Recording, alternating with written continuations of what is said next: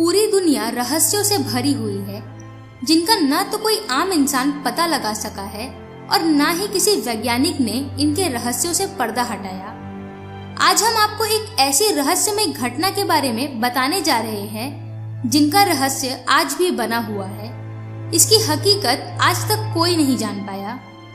आज हम आपको एक ऐसे विमान की कहानी बताने जा रहे हैं, जो उड़ान भरने के बाद आसमान में मानो कहीं गायब हो गई, लेकिन 35 साल बाद अचानक उसी एयरपोर्ट पर लैंड कर गई जहां इसे पहुंचना था। हम बात कर रहे हैं सैंटियागो एयरलाइंस के विमान संख्या 513 के बारे में। दरअसल सैंटियागो एयरलाइंस की फ्लाइट संख्या 513 ने पश्चिम जर्मनी में ऑकिंस एयरपोर्ट से 4 सितंबर 1954 को उड़ान भरा था।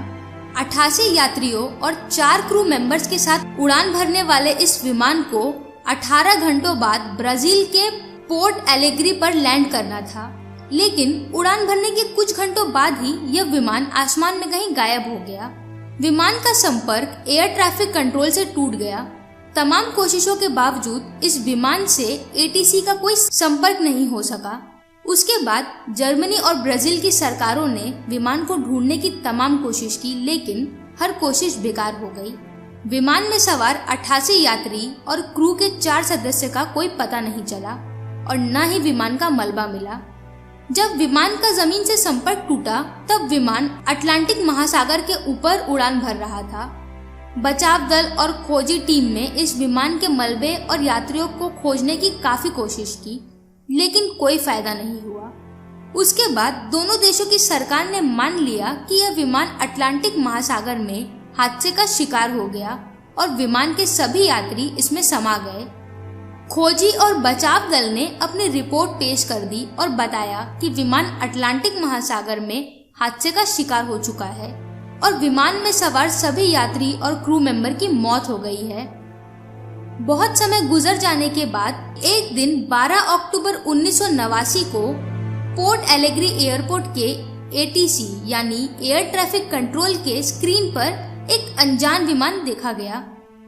एटीसी के विमान के पायलट से संपर्क करने की कोशिश की गई, लेकिन विमान के पायलट की ओर से कोई जवाब नहीं आया। यह विमान तेजी से एयरपोर्ट की ओर बढ़ रहा था। ये सब देखकर एयरपोर्ट के अधिकारियों में हड़कंप मच गया, क्योंकि विमान तेजी से एयरपोर्ट के रनवे की तरफ आने लगा, जबकि विमान के पायलट ने एटीसी से विमान को लैंड करने की इजाजत भी नहीं मांगी थी। एटीसी ने जल्दी से उस रनवे को खाली कर दिया जिसकी ओर ये विमान आ रहा था। थोड़ी देर में विमान ने रनवे पर लैंड किया। यह देखकर एयरपोर्ट के अधिकारी हैरान रह गए कि बिना इजाजत के कोई अनजान विमान एयरपोर्ट पर लैंड कैसे कर सकता है। उसके बाद एयरपोर्ट के तमाम कर्मचारी विमान के पास पहुंचे तो देखा कि यह विमान एकदम नया है और विमान का इंजन अभी तक चालू है। एयरपोर्ट के कर्मचारियों की नजर जैसे ही विमान के ऊपरी हिस्से पर पड़ी, वहां पर एयरलाइंस का नाम लिखा था और यह विमान उसी सैंटियागो एयरलाइंस का था जिसका एक विमान 35 साल पहले अटलांटिक महासागर के ऊपर से गायब हो गया था।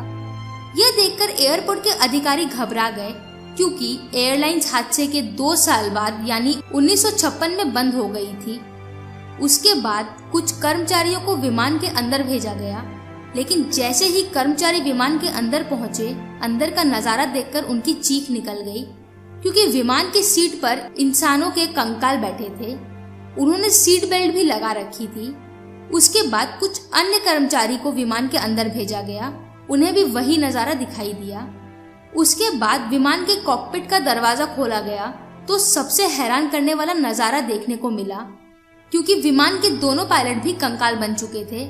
एक ने विमान को कंट्रोल करने वाले हैंडल को पकड़ रखा था।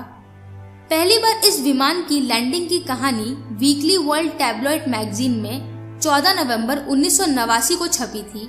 इस कहानी को छापने वाले पत्रकार थे एरविन फिशर। जब एरविन ने इस कहानी को छापा तो तमाम लोगों ने इसे सच मानने से इनकार कर दिया, क्योंकि ब्राजील सरकार ने भी इस बारे में कोई जानकारी नहीं दी थी। लेकिन ऐसा माना जाता है कि सरकार इस रहस्यमय विमान की लैंडिंग की कहानी इसीलिए किसी को नहीं बताती है कि कहीं लोगों में भय पैदा ना हो जाए। लेकिन आज तक कोई नहीं जान पाया कि आखिर सच्चाई क्या है और विमान ने हकीकत में लैंडिंग की थी या फिशर की वो कहानी फर्जी है। तो आपको हमारी ये जानकारी कैसी लगी हमें कमेंट करके ज़रूर बताएं और वीडियो अच्छा लगा हो तो लाइक और शेयर ज़रूर करें। धन्यवाद।